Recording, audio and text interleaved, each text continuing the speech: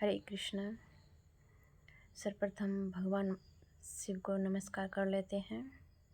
नमामि शमीशान निर्वाण रूपम विभुं व्यापकं ब्रह्म वेदस्वरूपं निजं निर्गुणं निर्विकल्पं निरीहं चिदाकाशमाकाशवासं भजेऽहम्। निराकार्योऽंकारमूल्यं तुरीयं गिराज्ञानगोतीतमीशं गिरीशं करालं महाकालकालं कृपालं गुणागारसंसारिपारं नतोऽहम्।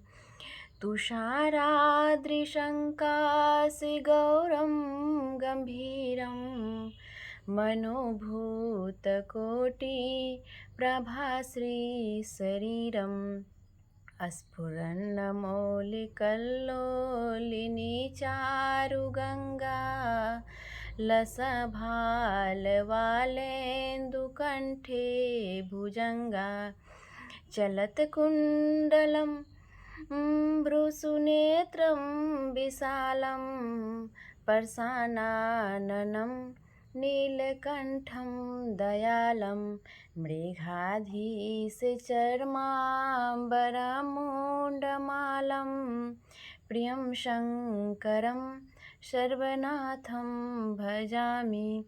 प्रचण्डं प्रकृष्टं प्रगल्भं परेशम् अखण्डम् अजं भानुकोटिप्रकाशं त्रयशूलनिर्मूलनं शूलपाणिं भजेऽहं भवानीपतिं भाव्यगम्यं कलातीतकल्याणकल्पान्तकारी सदा सच्चिदानन्ददाता पुरारी चिदानन्दसन्दोहमोहापहारी प्रसीद प्रसीद प्रभो मन्मथारी नयावतु मानाथ पादारविन्दं भजन्तीह लोके परे वा नरानं न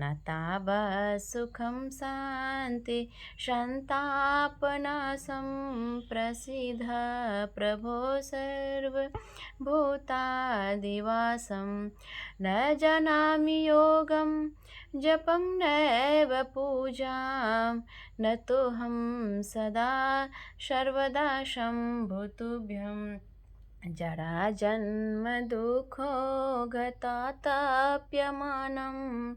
प्रभो पाहि आपन् नमामि शम्भु नमामि शम्भु नमामि शम्भु। रुद्राष्टकमिदं प्रोक्तं विप्रन्हर्तोषे ये पठन्ति नरा भक्त्या तेषां शम्भु प्रसीदति। हरे कृष्ण कृष्ण कृष्ण हरे हरे हरे राम राम राम हरे हरे।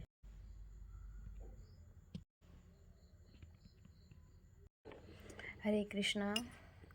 आज का टॉपिक है सनत कुमार व्यास संवाद, चौथा अध्याय। सूत जी कहते हैं, हे मुनिया, इस साधन का महात्म्य बताते समय मैं एक प्राचीन वृत्तांत का वर्णन करूंगा, जिसे आप ध्यानपूर्वक सुने। बहुत पहले की बात है। पराशर मुनि के पुत्र मेरे गुरु व्यासदेव जी सरस्वती नदी के तट पर तपस्या कर रहे थे। एक दिन सूर्य के समान तेजस्वी विमान से यात्रा करते हुए भगवान सनत कुमार वहां जा पहुँचे। मेरे गुरु ध्यान में मग्न थे।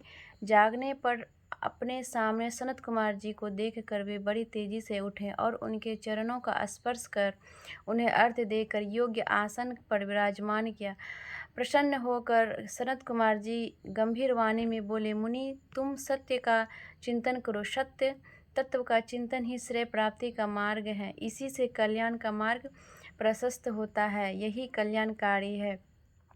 जब जीवन में आ जाता है तो सब सुंदर हो जाता है। सत्य का अर्थ है सदैव रहने वाला। इस का कोई प्रभाव नहीं पड़ता, यह सदा एक समान रहता है।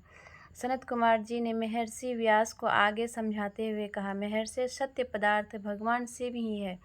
भगवान शंकर का श्रवण कीर्तन और मनन ही उन्हें प्राप्त करने के सर्वश्रेष्ठ साधन है। पूर्व काल में मैं दूसरे अनेकानेक साधनों के भ्रम में बड़ा घूमता हुआ तपस्या करने मंदराचल पर जा पहुंचा। कुछ समय बाद महेश्वर शिव की आज्ञा से सबके साक्षी तथा शिवगणों के स्वामी नंदीकेश्वर वहां आए और स्नेहपूर्वक मुक्ति का साधन बताते हुए बोले, भगवान शंकर का श्रवण कीर्तन और मनन ही मुक्ति का स्रोत है। यह बात मुझे स्वयं देवाधिदेव भगवान शिव ने बताई, अतः तुम इन्हीं साधनों का अनुष्ठान करो। व्यास जी से ऐसा कहकर अनुगामियों सहित सनत कुमार ब्रह्मधाम को चले गए। इस प्रकार इस उत्तम वृत्तांत का संक्षिप्त में मैंने वर्णन किया है। ऋषि बोले, सूत जी, आपने श्रवण कीर्तन और मनन को मुक्ति का उपाय बताया है, किंतु जो मनुष्य इन साधनों में असमर्थ हो, वह मनुष्य कैसे मुक्त हो सकता है? किस कर्म के द्वारा बिना यत्न के ही मोक्ष मिल सकता है? तो अगली वीडियो में हम 5वां अध्ययन करेंगे, शिवलिंग का रहस्य एवं महत्व।